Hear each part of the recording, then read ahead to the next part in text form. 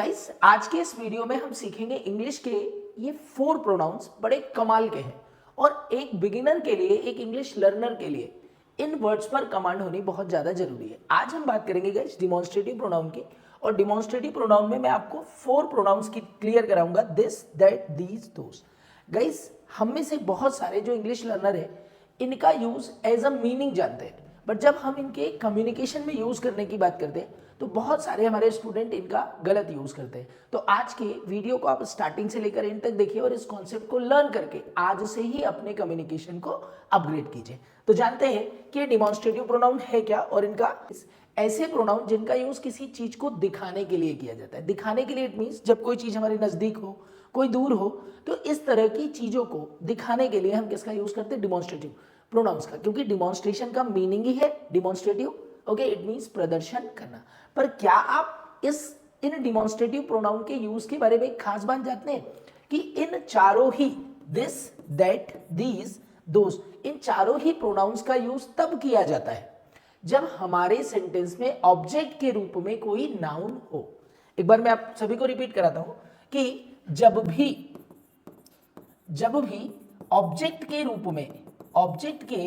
रूप में सेंटेंस में कोई नाउन हो, अर्थात नाम हो, दैट में बी पर्सन, प्लेस और थिंग, कुछ भी हो सकता है, कोई आइडिया हो सकता है, पर जब नाम होगा तभी इनका यूज किया जाएगा। और इसके अलावा यदि नाउन नहीं होगा, मान लीजिए किसी एनिमल की बात हो रही है, किसी बर्ड की बात हो रही है, तो हम इट का यूज करेंगे। दिस का अर्थ है यह, या इसका अर्थ होता है इस, यह या इस। तो जब पास में, चलिए अभी one by one. Okay, the very first thing we shall talk about this का अर्थ है यह या इस। ठीक है, इसकी प्रवृत्ति क्या होती है? It is always singular. कैसा होता है ये? सिंगुलर, और ये अपने साथ सिंगुलर हेल्पिंग वर्ब का ही प्रयोग कराता है। तो जब भी मुझे यह या इस की बात करनी है, और जब कोई चीज हमारे पास में है, अर्थात नजदीक है, जिसको हम छू सकते हैं या हम जिसको फील कर सकते हैं, ऐसी बातों को करने के लिए हम किस सब्जेक्ट का यूज करेंगे? This. Let's see the example. Okay, ये मेरा बैग है, this is my bag. Okay, आपको बोलना है ये मिस्टर राम है, सो आप बोलेंगे this is mister Ram. Okay, यह एक स्टेडियम है, दिस इज अ स्टेडियम। यह एक स्टेडियम है, this is a stadium. Okay, आपको बोलना है कि भाई ये जो बैग है, ये बैग एप्पल से भरा हुआ है, so this bag is full of apples. किससे भरा हुआ है? एप्पल से भरा हुआ है, so this bag is full of apples. पर कभी कभी जैसे आपको कह रहे हैं कि ये लड़का बीमार है, तो यह लड़का जब बोलोगे आप तो क्या बोलेंगे? दिस बॉय इज सिक या दिस बॉय इज इल। ठीक है, आपको बोलना है कि मैं इस साल 12th में हूं, so I am in 12th this year. इस साल को क्या बोलेंगे? This year. I am in 12th this year. Okay, आपको बोलना है कि I am impressed by this book। मैं इस किताब से बहुत ज्यादा इंप्रेस्ड हूं। तो इस तरह से हम किसका यूज करेंगे? दिस का सिंगुलर नाउन को रिप्रेजेंट करने के लिए, जब नाउन एज अ ऑब्जेक्ट हमारा काम करे तब, या कभी यह लड़का, यह लड़की, अर्थात यह के साथ किसी नाउन को प्लस करके यदि हम सब्जेक्ट या ऑब्जेक्ट के रूप में इसे प्रयोग करते हैं, तब हम किसका यूज करते हैं? दिस का। आइए हम दैट की बात करते हैं। Okay, that has the meaning वह। दैट का अर्थ होता है वह या उस। वह या उस के अर्थ में हम किसका यूज करेंगे? दैट का। वह या उस के अर्थ में हमें किसका यूज करना होता है? दैट का। ठीक है, जब कोई चीज हमसे दूर रखी हो, ओके, आप उसकी तरफ इशारा कर रहे हो, और इशारा करके यदि आप उस चीज को बताते हैं तो यू कैन यूज दैट। अब guys there is a confusion. आपको एक कंफ्यूजन होगा कि ही, शी, इट, इन तीनों का भी तो अर्थ वह होता है, तो कहां पर दैट का यूज करना है? तो देखिए, ही, जब मैं किसी पुरुष की बात करता हूं तो मुझे किसका यूज करना है? ही का। जब मैं किसी महिला की बात करता हूं तो मैं शी का यूज करता हूं। पर जब मैं किसी नॉन लिविंग थिंग या किसी एनिमल के बारे में बात करता हूं तो मैं इट का यूज करता हूं। यहां तक तो क्लियर है। पर जब मुझे बोलना है कि वो लड़का बहुत इंटेलिजेंट है, तो आप क्या बोलेंगे? That boy is very intelligent. वो लड़का बहुत इंटेलिजेंट है, that boy is very intelligent. Okay, आपको कहना है कि वो किताब बहुत इंटरेस्टिंग है, that book is very interesting. Okay, बहुत इंटरेस्टिंग है, so that book is very interesting. ठीक है, अब मुझे बोलना है कि वो जो है वो मेरा कमरा है, so what you will say? That is my room. वो मेरा कमरा है, दैट इज माय रूम। पर आपको बोलना है कि वो बकेट तो खाली है भाई, जिस बकेट की आप बात कर रहे हो खाली है। So what you will say, that bucket is empty, वो बकेट खाली है, दैट बकेट इज एम्प्टी। पर मैं बोलूं कि मैं उस दिन तो बैतूल में था ही नहीं, मैं उस दिन तो बैतूल में था ही नहीं। So I was not in Betul, उस दिन को क्या बोला जाता है, दैट डे। मैं उस दिन बैतूल में था ही नहीं, आई was not in Betul that day. Okay, आपको कहना है कि वो दिन मेरी जिंदगी का सबसे अच्छा दिन था। So that day was the happiest day of, that day was the happiest day of my life, वो दिन मेरी जिंदगी का सबसे खुशनुमा दिन था, तो दैट डे। तो इस तरह से हम ही, शी, इट से दैट को डिफरेंट वे में यूज करते हैं। I think the use of that is clear. अब हम देखेंगे द यूज ऑफ दीज। किसका यूज देखेंगे, दीज। दीज का अर्थ होता है ये या इन। इसकी जो फितरत होती है that is plural. One thing that I am reminding you again and again, बार बार आपको रिमाइंड कर रहा हूं कि इनका यूज तभी किया जाएगा जब ये किसी नाउन को रिप्रेजेंट करेंगे तब, ठीक है। तो ये या इनके लिए जब किसी प्लूरल को रिप्रेजेंट करना हो तब हम किसका यूज करते हैं, दीज का। और ये अपने साथ प्लूरल हेल्पिंग वर्ब लेता है, पर ये किसका प्लूरल है, so this is the plural of this. ये किसका प्लूरल है, प्लूरल ऑफ दिस। अर्थात जब पास में कोई चीज एक से ज्यादा रखी हो, 1+ रखी हो, तो for that you will use these.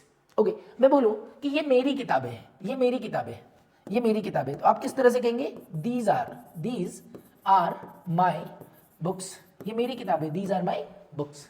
Okay, आपको बोलना है कि ये मेरे कुत्ते हैं, ये जो कुत्ते दिख रहे हैं किसके, तो these are my dogs, these are my dogs. पर आपको कहना है कि भैया ये जो डॉग है ना ये बहुत डेंजरस है, ये कुत्ते बहुत खतरनाक है। So these dogs are very dangerous, बहुत खतरनाक है भाई।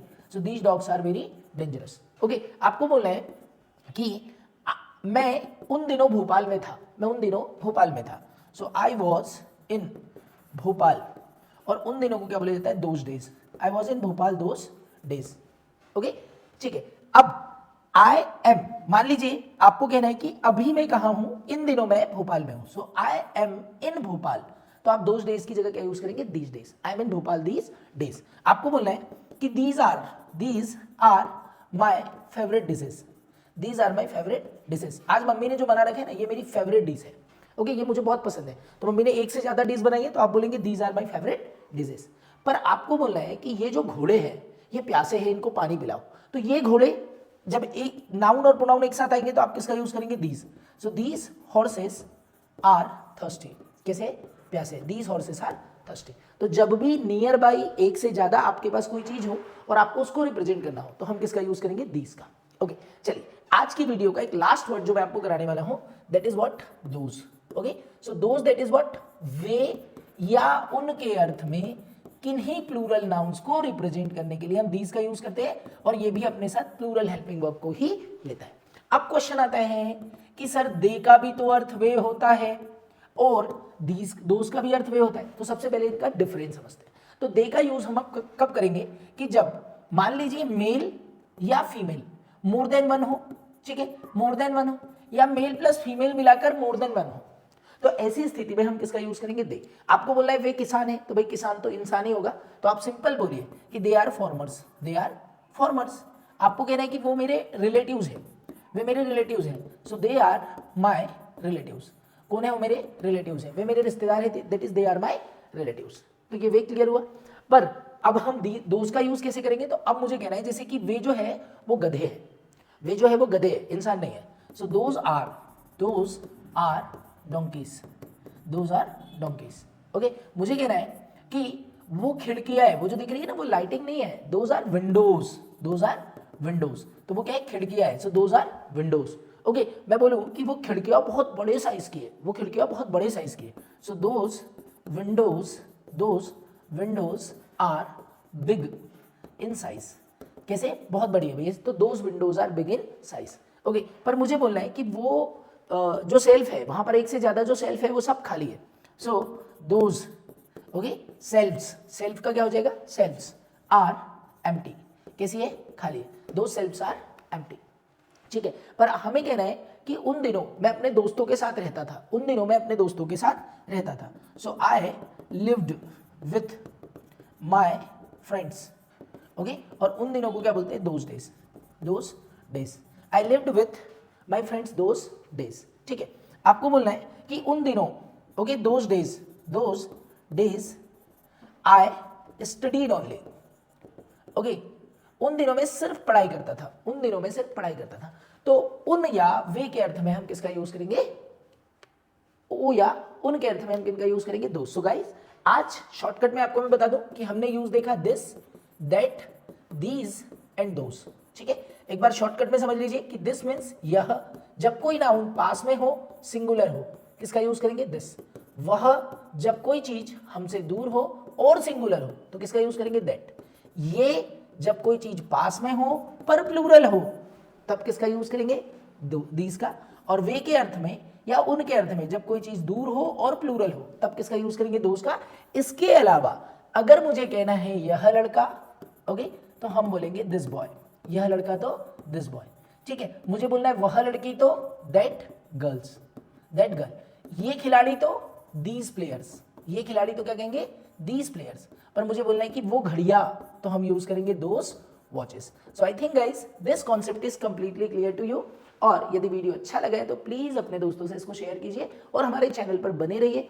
जैसा मेरा कमिटमेंट है कि मैं 1000 स्पोकन इंग्लिश के बेसिक वर्ड्स आपको इस वीडियो सीरीज में कराऊंगा। तो आज हमारा ये 3rd वीडियो था। नेक्स्ट वीडियो में किसी नई चीज़ के साथ, तब तक के लिए good day, goodbye. Just like, share and subscribe our channel.